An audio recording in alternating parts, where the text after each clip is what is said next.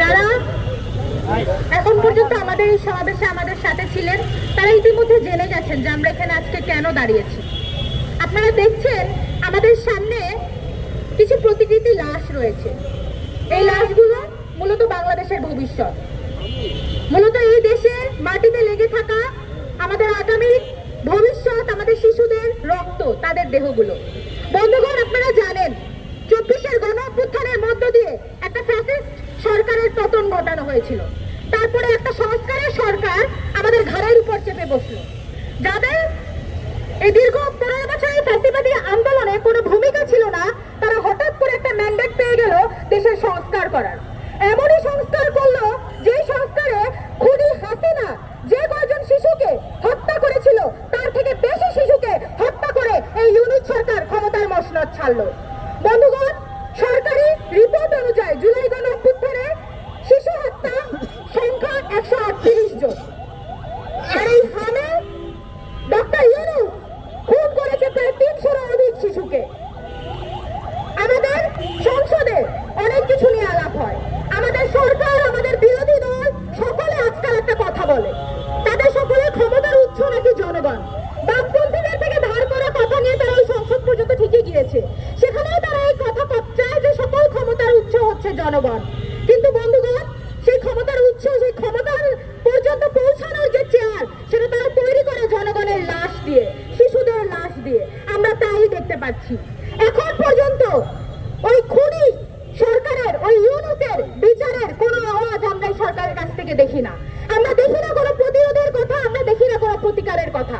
কিছুক্ষণ আগেও বক্তারা বলে গেল যে এই ঢাকা বিশ্ববিদ্যালয়ের কেন্দ্রীয় যে খেলার মাঠ, তাকে তার চাওয়া হয়েছিল চিকিৎসার জন্য, শিশুদের চিকিৎসার জন্য জরুরি ইউনিট হিসেবে সরকার থেকে চাওয়া হয়েছিল।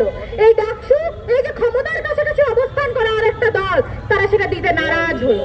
বন্ধুগণ, আমাদের শিশুরা মরছে, আমাদের দেশের ভবিষ্যৎ পুড়ছে, কিন্তু আমাদের সরকারের, আমাদের বিরোধী দলের তা নিয়ে টনক নড়ছে না। আমি প্রধানমন্ত্রীর কাছে, বিএনপি সরকারের কাছে প্রশ্ন রাখতে চাই, যে বাবা তার শিশুর লাশ দিয়ে দৌড়াতে দৌড়াতে মহাখালী পর্যন্ত হেঁটে যেতে হয়, তাকে আপনারা আসলে কোন কার্ডটা দিবেন? ফ্যামিলি কার্ডে তার হচ্ছে না, কৃষক কার্ডে তার হচ্ছে না, এলপিজি কার্ডে হচ্ছে না, তাকে কি আপনারা আগামী দিনে সান্ত্বনা কার্ড দিবেন? সেই সান্ত্বনা কার্ড জনগণ চায় না। জনগণ ওই ভিক্ষা দায় ছাড়া আর চাচ্ছে না, জনগণ চাচ্ছে বিচার। শিশুর লাশ নিয়ে যে মা বাবা দৌড়াচ্ছে, তারা চাচ্ছে বিচার। সেই বিচারটা নিয়ে কেন এখনো আলোচনা উঠছে না? ইউনূস সরকার সংস্কার করতে গিয়ে এসে কতগুলো শিশুকে হত্যা করে দিয়ে গেল। বন্ধুগণ, সেই বিচার নিয়ে কোনো আওয়াজ নাই, সেটা নিয়ে কোনো পদক্ষেপ নাই। আমরা এখনো দেখছি না যে সরকারের টনক নড়ছে, কোনো জরুরি অবস্থা তারা ঘোষণা করছে, আইসিইউর সংখ্যা বাড়ানো হচ্ছে, অক্সিজেনের সংখ্যা বাড়ানো হচ্ছে, আমরা তেমন কোনো খোঁজ পাচ্ছি না। এই শহরের, এই ঢাকা শহরের হয়তো বা কিছু না কিছু খোঁজ আমাদের কানে আসে। আমরা কি ওই দুর্গম পাহাড়ের ঘটনা জানি, যেখানে সরকার মদতপুষ্ট ওই সেনাবাহিনী পাহাড় কেটে কেটে রিসোর্ট বানাতে পারে, কিন্তু একটা হাসপাতাল এখনো কোনো সরকারের আমলে তৈরি করা হয়নি। সেই শিশুরা কিভাবে জীবন যাপন করছে, সেই শিশুদের মায়েরা, বাচ্চারা কি কষ্ট পাচ্ছে, সেইটা আমাদের সরকারের কাছে যায় না। ফ্যামিলি ম্যান তারেক রহমানের কাছেও সম্ভবত সেই কান্নার আওয়াজ পৌঁছায় না। বন্ধুগণ, আমরা স্পষ্টভাবে জানাতে চাই যে অনতিবিলম্বে এই সরকারকে যে মহামারী দেখা গেছে তা ঠেকানোর জন্য তার গুরুত্বপূর্ণ ব্যবস্থা গ্রহণ করতে হবে। পাশাপাশি ইন্টারিম সরকারের দায়ী যারা আছে তদন্ত সাপেক্ষে তাদের বিচার নিশ্চিত করতে হবে। ইউনূস সরকার একজন খুনি, তার সরকারের স্বাস্থ্য উপদেষ্টা এবং এই প্রধান উপদেষ্টা ডক্টর মোহাম্মদ ইউনূসকে বিচারের আওতায় আনতে হবে।